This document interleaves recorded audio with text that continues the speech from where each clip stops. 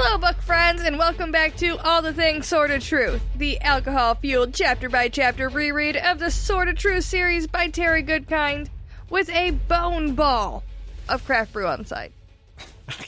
Yeah, that's what it is. Yeah. Not a ball bone, that's, different. Yeah. Wow, we really fumbled this one. I'm Jade. And I'm Nate, and today we're going to be talking about Chapter 23 of Stone of Tears. Yes, we are. Saved it.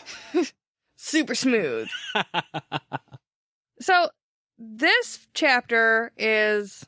Tiny. Yes. It went by really quick. It's really just Zedd and Adie having a little chit-chat, and then things go awry. That always seems to happen. Yeah. Especially to Zedd. Yeah.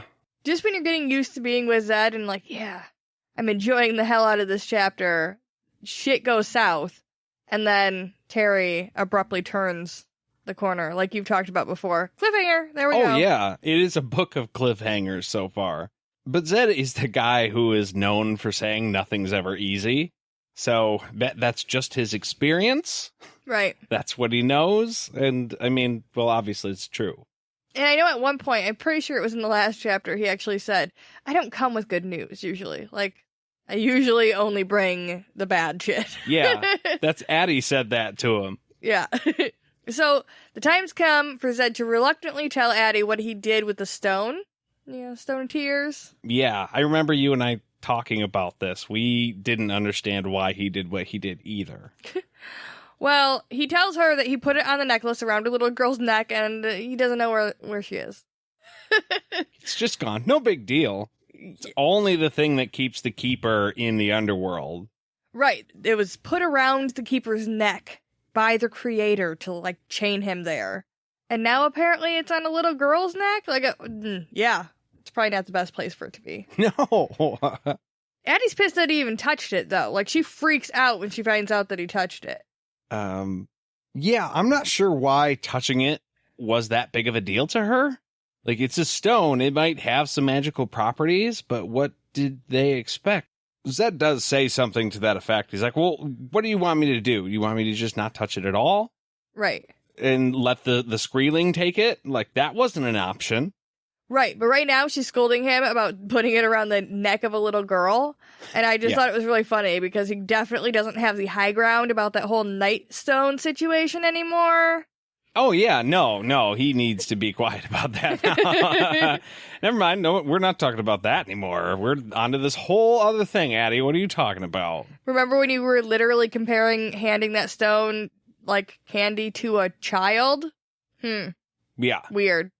Oh, I thought it was funny because here she is scolding him about, putting Rachel's life in grave danger. Mm-hmm. And then there's the part in the chapter where it says she slaps her forehead. And I was sure in that moment that it was going to say, and she reached over and just slapped the shit out of Zedd. I'm like, what's the matter with you, dude? You don't give that to a child. I could see her doing that. At the very least, whacking him in the arm. Yeah. He said he had to do something. What would she have done? Just like you were saying. He didn't have another option. And she's like, I don't know. I probably would have thought about it more and not fucking touched it. Yeah. It kind of reminds me of work. Sometimes there's a bunch of ways to get one certain thing done. And just because it's a different way doesn't necessarily mean it's the right way. But something I often say is if you have a better way, show it to me. In Zedd's case with Adie, it's okay, what would you have done? Tell me the better choice, because I did what I could do with what I was given, which was just a tiny little amount of time. Right. And I had to make a choice. Right. Well, to her credit, she didn't know that there was a screeling, apparently. Oh, yeah, details. Yeah. And then she's like, yeah, but that's an assassin, so... you would have been fine. She implies that it would have been fine to just leave it there, because those are just assassins. They're just there to kill somebody. Yeah, it wouldn't know to grab something like that and bring it back to its master. Of course, it's in this world. If the keeper gets his hands on the Stone of Tears, that doesn't do anything, because he already had it. It was around his neck.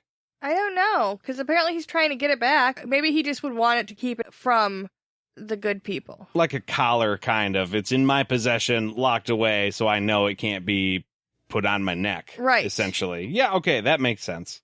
I have it, so you can't have it. Yeah. Type thing. But Zedd points out she doesn't fucking know. She doesn't know what the screelings were gonna do. She doesn't control the screelings.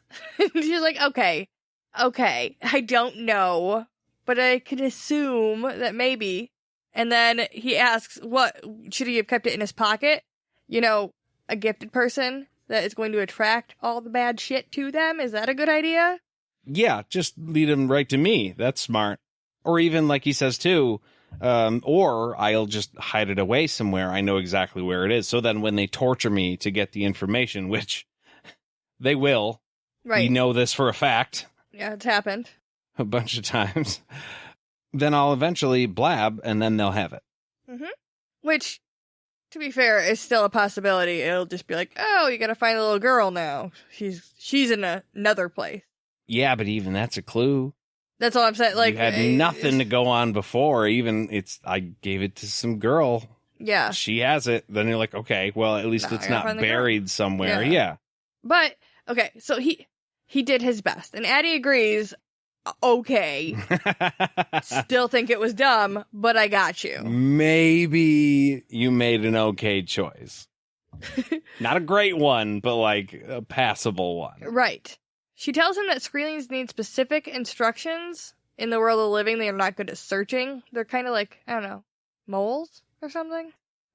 Like blind? I don't know. It implies that they're not good at searching for shit. I don't know if they just have, like, dumb brains. Yeah, I think that's what they were saying. I did it again. I caught myself. I think that's what she was saying just a second ago. Like, they're not really thinkers. They can pop up, maim, and kill. I mean, look at the way that the thing was wild and running around after everybody. That's true. It can see, so it's just like a dumb thing. Yeah, I mean, I'm not trying to say that, animals are dumb by any means, but like certain animals, they don't have all that brain power. They're just like survive. Yeah. Or in the case of a screeling, kill that thing. And that's all it really wants to do. But you could train certain animals. Yeah, you could, but I don't think we're talking about this exact case. Adie was saying earlier in the book that they just escape. Yeah, they just slip out. Yeah, so it's anybody's guess if it was sent or it just was out or trained or not. But I think that was her point. Like, it wouldn't have gone after that. He was just... That was Verna, and now that I think about it, that totally, like, is the opposite of what Adie is saying now. Because Verna was saying they slipped out, like you said. Adie says that they are assassins. Oh. I'm just saying, obviously, there's two different schools of thought, even within sorceresses, of what these things are. Yeah, and what they're capable of. Right. That's a good point. So, Adie asks him where he was when he found the stone and when, the screeling attacked. Because, obviously, it wouldn't have been able to find him without very specific coordinates or whatever. And he says he was at the boxes, but he killed the screeling, so everything's cool. She says, yeah, that's cool, but now it's not going to send another one of those. That would be a waste. It'll send something way worse. Well, okay, but what do you want me to do? Not kill it and just, like, subdue it somehow, tie it up and leave it there? What? Yeah, I think at this point she isn't exactly telling him he could have done anything different, just like, well, no, that's where you are. Just like a big, just so you know. Yeah. You defeated that, now the keeper's going to level up. And I mean, eventually you're going to hit the boss level. Good thing to know, you're not going to have to see any more screelings. Yay. Yeah. That's the feeling that I think you're supposed to have at this point. Great, we beat the screeling. Cool. Now there's something bigger and scarier, most likely coming. Yeah. At this point, Adie kind of agrees with him that maybe there's a possibility that the screeling was coming for the stone. Because it didn't have any real reason to go after Zedd or any, like, real way to know who he was or where he was. But if he was by the stone, that kind of makes sense in a weird way to her. But she still is, like, not fully on board. Yeah, I mean, I think that Dark and Rawl dying there with the power of Orden from the last book might have been a tracer of a sort to these things. So they're like, okay, or maybe they are assassins, and Dark and Rawl was like, hey, there, because like I just died, so go there. Zedd says it had been some time, and it really hadn't. A couple of days? Not even. Remember, he maybe a couple days, but as far as we know, the end of the last book happened. He walked from where Dark and Rawl died. They went out front to where Richard took off on the dragon. Zedd talks to some people at the front steps, goes, has dinner, and then heads to the Garden of Life. With Chase to figure out what they want to do. Right. Yeah. So it had only been, like, hours. Yeah. See, there you go. Dark and Rawl just died there. He probably was angry, as one could imagine, and said, go fuck him up. He's still there. Like, he's still there. Get him. And hey, remember, he had a demon child buddy beast in the underworld with him. Oh, you're talking about Carl. Yeah, god damn it, Carl. God damn it, Carl. So Carl probably has little demon minions that he could, you know. No, I really don't, but I'm just saying. No, I hear you. But Adie acquiesces that we don't fucking know. So you did what you could. Moving on. Check this out. I got something for you. And she like roots around in her cupboards, comes back with this thing that is the size of a chicken egg, old and carved up to look like a little balled up beast thing. And it was carved out of scrin bone. So it was like super old brown bone ball. Ancient, not like treated and bleached and stuff like that. It's right. Just real bone. Yeah. She said an old woman had given it to her, saying prophecy told her to. Also, it was made by super old wizards of old. And it's probably the most important magic thing she's ever going to touch. And, oh, by the way, it'll come in handy if the veil is ever in danger. Which everyone keeps acting is like it's such an impossibility, but apparently Adie was warned about it like a long time ago. Yeah, I just think it's weird that it was very, very vague and then super specific at the end. Yeah.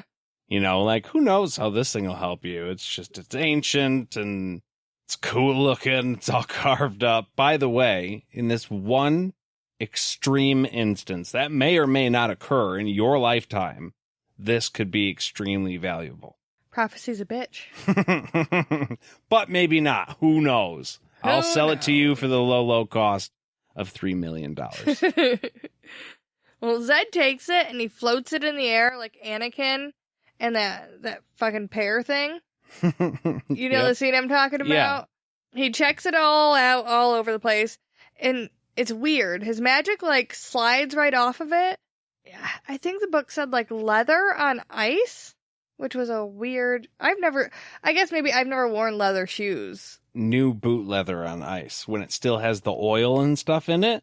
Okay. Now, a lot of times, I think they treat, like, my work boots, they're treated so that they don't have all that residual oil on them when you buy them new from the store. They, like, treat the outside with something that gets all that off there. But, yeah, oily boots, because they're brand new on ice, is not a good mix. I mean, I don't need to wear, like, a specific kind of shoe on ice for it to be a problem. I'm always, like Bambi out there, just, like, making myself as big as possible, hoping I'm not going to go down. But Adie doesn't think that Zedd should be doing this. She's like, dude, you're touching it with your magic. Maybe you shouldn't fuck with that. It's been up on the shelf for a long time. Like, she had to dig for it. Yeah. It wasn't right out. And apparently it's super important. And no, I thought that was great because the second she tells him, hey, maybe you shouldn't be doing that, bad shit starts to happen. Yeah. And all the candles go out. And then